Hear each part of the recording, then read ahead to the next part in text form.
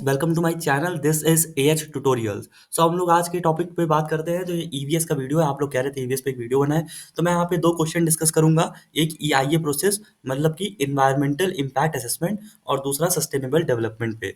बाकी के आपको जो नोट्स है मैं आपको बता दूंगा लास्ट में वीडियो में कि आपको वो कैसे एक्सेस करने हैं। तो ये हैंड रिटन नोट्स आपको मिल जाएंगे, तो इससे आप प्रिपेयर कर सकते हैं। तो चलिए शुरू करते हैं अपना फर्स्ट वीडियो। First question. तो environmental impact assessment is a tool used to assess the significant effect of a project on the environment। मतलब आपके जो प्रोजेक्ट का है उसका क्या इम्पैक्ट पड़ेगा इन्वायरमेंट में, मतलब वो किस तरीके से हार्म करेगा या मतलब कंट्रीब्यूट करेगा, वो आपको इसमें ईआईए में बताता है। तो इसमें डिसीजन मेकर जो है उसको पता होना चाहिए भाई कि क्या इन्वायरमेंट में इम्पैक्ट पड़ रहा है उसके प्रोजेक्ट का, and aims to avoid reduce or those effect. मान लीजिए कोई हार्मफुल इफेक्ट है तो वो रिड्यूस हो सके। अब हिस्ट्री ऑफ ईआईए क्या है? The environmental impact assessment comes from section, अब ये सेक्शन है उसका कहाँ से आया ये, 102 of the national environmental policy act NEPA. तो ये 102 सेक्शन से आया है एनईपीए एक्ट के। ठीक। अब यहाँ पे ईआईए लीगल प्रोविजन क्या है? तो in India EIA was makes mandatory. EIA क्या करा, मैंडेटरी कर दिया गया 1994 में under the environmental protection act of 1986। ठीक है। क्यों करा? क्योंकि भाई देखो उस टाइम पे ऐसा हो रहा था कि लोग प्रोजेक्ट बना रहे थे, उससे काफी ज्यादा एनवायरमेंट को इफेक्ट पड़ रहा था। तो गवर्नमेंट ने क्या करा, इसको मैंडेटरी कर दिया कि आपको पहले इसका असेसमेंट कराना पड़ेगा कि भाई आपके प्रोजेक्ट का कितना ज़्यादा इम्पैक्ट पड़ेगा इस पे। तो हम लोग अब इसमें पढ़ते हैं ऑब्जेक्टिव क्या था। Predict environmental impact of project, तो मतलब क्या इम्पैक्ट पड़ेगा आपको उसमें। Find ways and means to reduce adverse effect, मतलब किस तरीके से वो आप रिड्यूस कर सकते हैं। तो ये आपके उसके ऑब्जेक्टिव हो गए। अब आप लोग बढ़ते हैं ईआईए प्रोसीजर पे। ये बहुत इंपॉर्टेंट है क्योंकि यही क्वेश्चन पूछा जाता है। ईआईए प्रोसेस था तो यही है। The EIA process in India consist the following faces. अब इसमें कुछ फेसेस होते हैं वो आप पढ़ेंगे। सबसे पहले प्रोजेक्ट प्रपोजल। अब प्रपोजल मतलब कि आप अपने प्रोजेक्ट को बताएंगे कि वो प्रोजेक्ट है क्या, उसमें टोटली जितनी भी डिटेल्स है वो आप देंगे। So the project proposal shall include all relevant information available including a land in order to move the next stage. मतलब कि जितनी भी आपकी डिटेल्स है प्रोजेक्ट की, कितना लैंड लगा, उसमें क्या क्या है, तो वो चीज़ें आप उसमें प्रोजेक्ट प्रपोजल में बताएंगे ताकि आप नेक्स्ट स्टेज पे जा पाए। तो नेक्स्ट स्टेज क्या होती है? सेकंड स्टेज हमारी होती है स्क्रीनिंग। स्क्रीनिंग मतलब होता है एलिमिनेशन, एक तरीके से मान सकते हैं। Identification of significant impact, identification of public interest and values. मतलब कि आपके प्रोजेक्ट मान लीजिए ज़्यादा इम्पैक्ट नहीं कर रहा है, आपका छोटे स्केल का प्रोजेक्ट है, तो आपको ईआईए की जरूरत नहीं पड़ेगी। बट आपका अगर ज़्यादा एडवर्स इफेक्ट है तो आप उसमें करेंगे। तो स्क्रीनिंग मतलब उसको छांटना होता है। तो इस तरीके से वो आइडेंटिफाई कर लेंगे कि किस प्रोजेक्ट का ज़्यादा इफेक्ट पड़ रहा है, तो उसमें ईआईए मैंडेटरी कर देंगे वो। तो स्कोपिंग। अब स्कोप क्या है?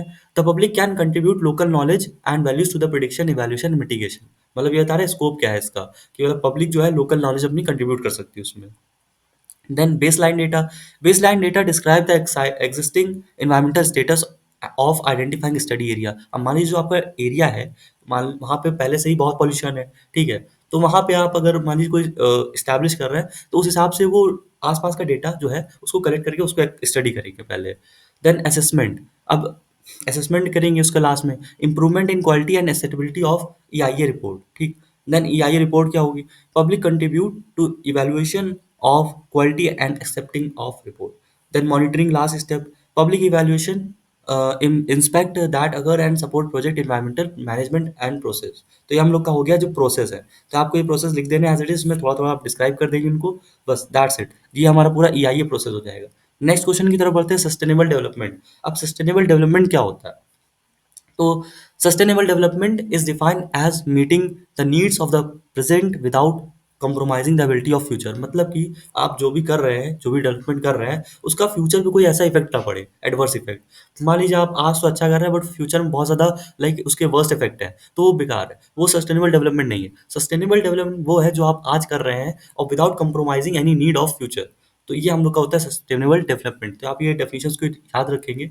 The necessary condition for achieving sustainable development is first, social equity.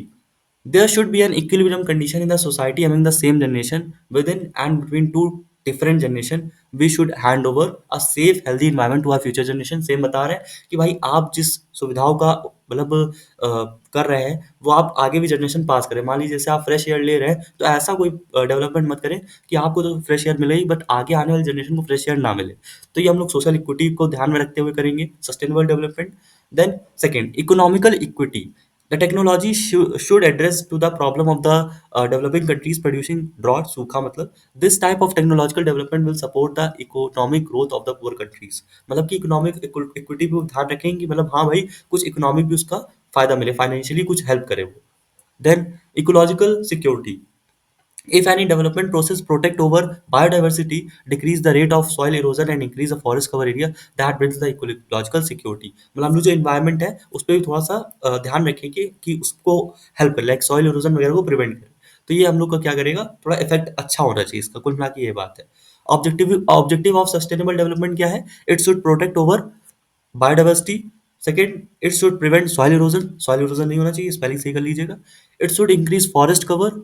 It should bring benefits to all. It should reduce waste generation, waste कम होना चाहिए। तो ये हम लोग के दो इंपॉर्टेंट क्वेश्चन कवर हो गए। तो आप देख रहे हैं कि ये इतना ज़्यादा टफ नहीं रहेगा। मैं आपको नोट्स प्रोवाइड करा दूंगा, आप उससे पढ़ेंगे। कोई भी दिक्कत हो आप कमेंट में मुझसे पूछिएगा, मैं आपको क्लियर करूंगा। और नोट्स में आपके डिस्क्रिप्शन में लिंक अभी डाल देता हूँ। और थैंक यू और ऑल द बेस्ट आपको पेपर के लिए।